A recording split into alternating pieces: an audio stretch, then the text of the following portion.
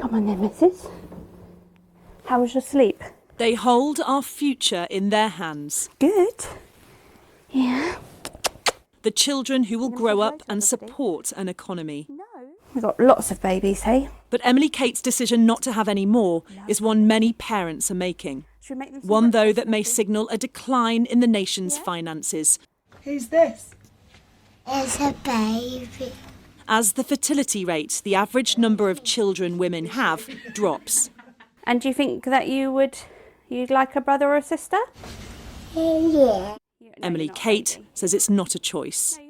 It's heart-wrenching, really, because, you know, we always wanted a big family, and, you know, we made the decision last year perhaps not to try for another one because of financial reasons, and it's gutting because I'd love to have a sibling for Violet. She is desperate for a sibling as well, but yeah, financially at the moment with nursery costs it's impossible.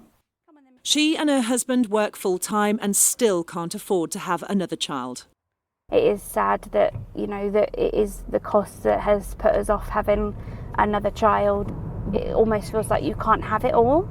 And why can't I have it all, really? I want to prove to Violet and show Violet in life that if you work hard, you can.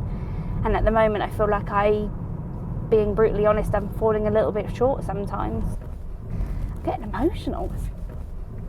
My friends have got kids with siblings, and I want to be able to give that to Violet. I want to give Violet everything. It's just, oh, sorry. It's okay. It's a UK trend of lower fertility rates. In parts of the northeast, below average. Money's always a big consideration. Obviously just the cost of having a child anyway, like clothes and food, things like that. But I think it's like going back to work as well. So obviously maternity pay is not great. So that's a consideration as well. For me, two's enough. I'm sort of stretched enough as it is. Maternity leave is the main thing. It is a big consideration. It's a year out of work, so I'd want to have a year off with a child.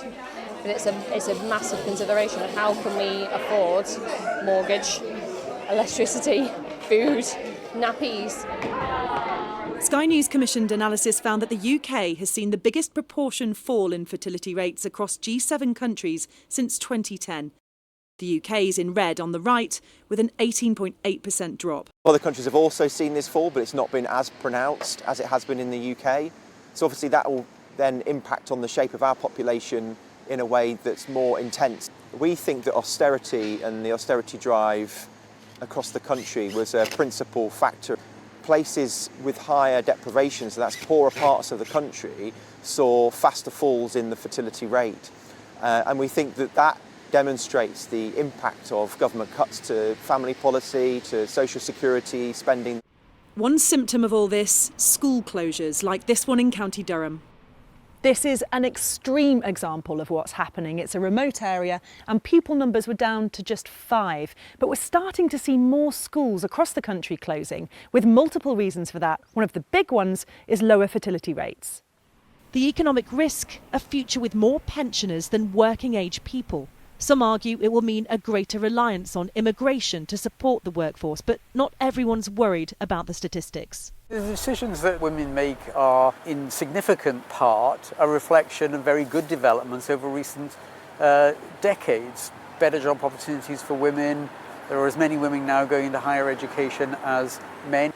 And I think it's better to make it easier for people to work later in life and extend working lives rather than, in a sense, try and bribe women to have more children than they might want to at the moment. Regardless, a lower fertility rate will change the shape of the population, as having more children becomes a choice many simply can't afford. Adele Robinson, Sky News.